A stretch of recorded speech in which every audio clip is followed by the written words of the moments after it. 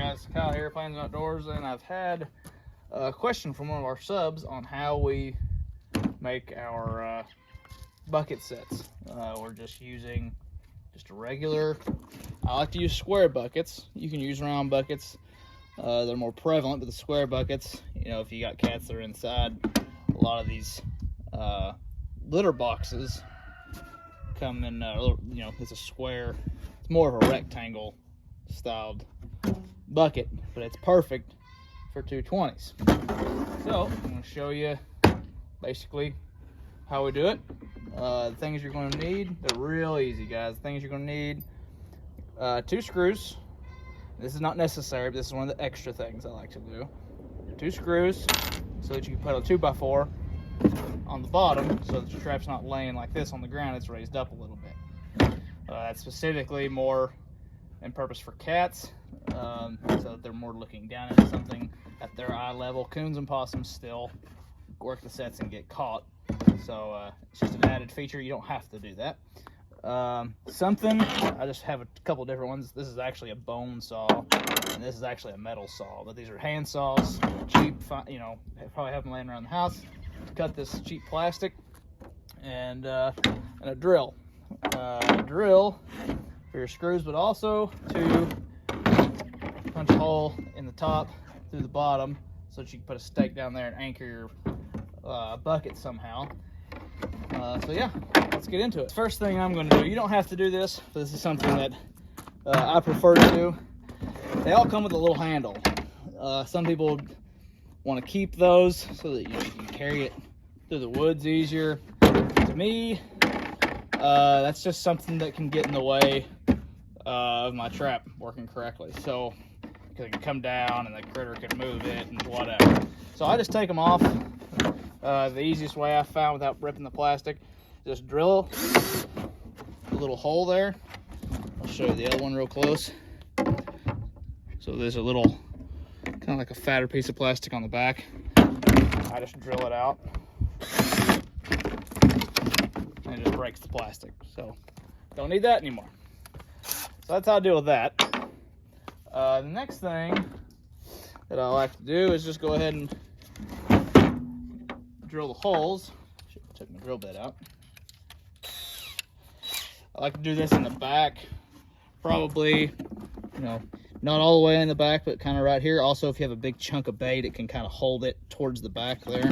So just drill a hole. This will work perfect. I use a lot of T-bar, 18-inch and 2-foot, and it'll go through there just about perfect.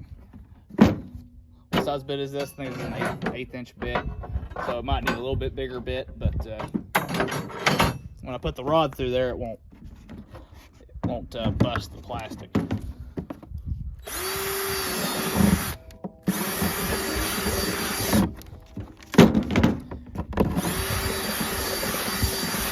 And it ain't got to be pretty.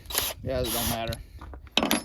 These are really cheap and easy to make, especially if you're already using, if you already have cats in your house or whatever, you're not, you know, and people just give you these. I mean, they're just going to throw them away anyway. So, the next thing is we're going to cut the sides here. Now, sides, let's see if I can get this to show you guys. If you're doing a wood box, the dimensions would matter a little bit more, but because it's plastic and it bends, I actually like to make them, you know, it doesn't have to be as precise. So let's set our trap here just so we can have some reference. All right. So we have our trap sitting in here like this.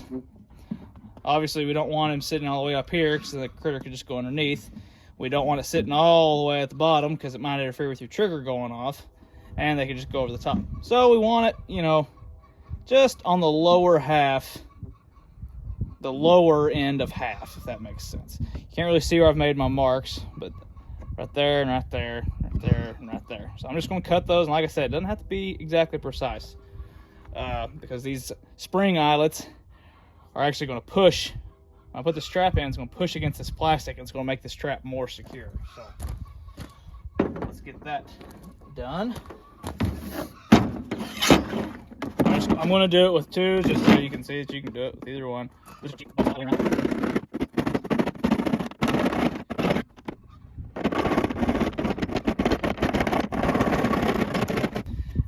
Alright, yes, you could obviously use power tools. Like I have power tools, but I'm just showing you, you can do this on the cheap. That's all my point was. So a lot of these buckets have like a little kind of reinforced rim. I go about just close to that. You don't want to go past that because then your trap is further in your bucket.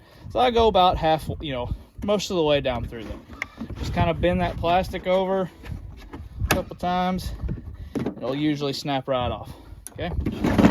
I'll do it with the other saw just so you can see. This one is a bimetal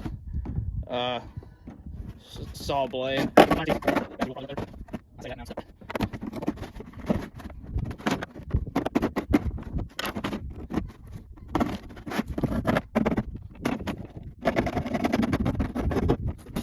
Probably looks like a monkey trying to hump a football, but got it done. So, and they're not straight. Like it doesn't really matter on these.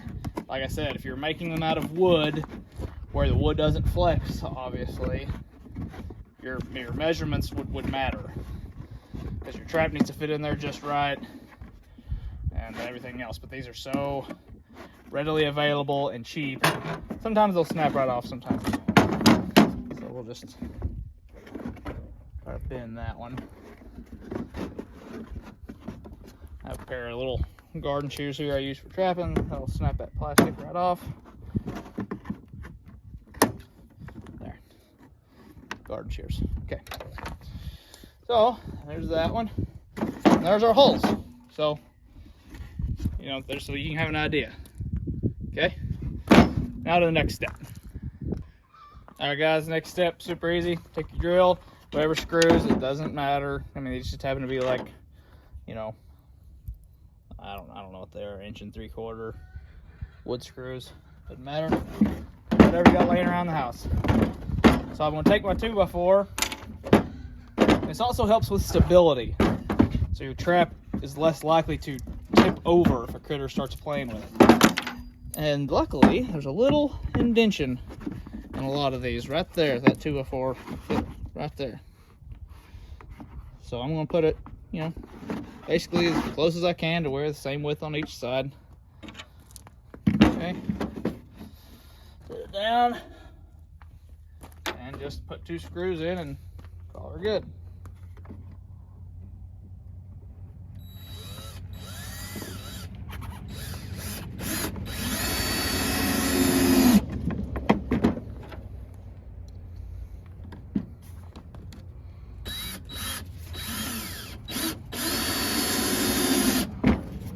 Okay. So, this is no work of craftsmanship, people. It's that simple.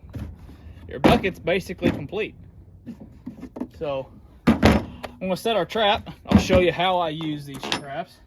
There's tons of ways you can use these traps, guys. You can put, they come with 2 triggers that come straight down. You can bend them to the side and whatever else. But I saw a couple trappers, basically, they make pans that are metal pans that you bend your triggers on, your stock triggers on, and you put a metal thing on there. Well, those cost money. A lot of people have pieces of plywood laying around. Now, the plywood's not going to last very long, but this trap specifically has made probably 10 catches, and it's fine. Now, is it exactly straight? No. But that's what I do. It's super simple. Now, how you bend them over, you can bend the trigger in that way, towards inside, so that the pan's inside the trap, or you can bend it on the outside. Either way, your pan needs to be pointing towards the inside of the trap. Obviously, don't have it sitting outside. I'll show you, like this. Don't have the pan sitting outside like this. Have the pan sitting inside like this, because then the critter has to stick his head in there. So all I do is, this just happens to be a Duke 220. They're cheap. And I have the regular chain on there. Nope, I just didn't see any rig to cut it off. Just a quick link and just a tie off 3/32 cable, and probably, you know, 3-4 foot long with a double ferrule on the end, and I can tighten that onto a tree or whatever I want as to anchor the actual trap itself. So I'll show you how we set this in here. So there's the inside of our trap, or outside of our box. You can see that that's not going to fit in there. My arm's out of the way. It's not going to fit in there. But this is plastic. It bends and it moves. So we're just going to bend that out a little bit. Make sure our safeties don't come off here. Shove that trap in there. Just like that. I might have made these ones a little too narrow, but it's fine. The trap's in there. And then all we're going to do, I like to bend. You can bend your springs down, which will make the trap go up. That gives me too much space under here. I don't like that. So I like to bend them up like this. Obviously, you'd remove your safeties. That trap is secure and not moving.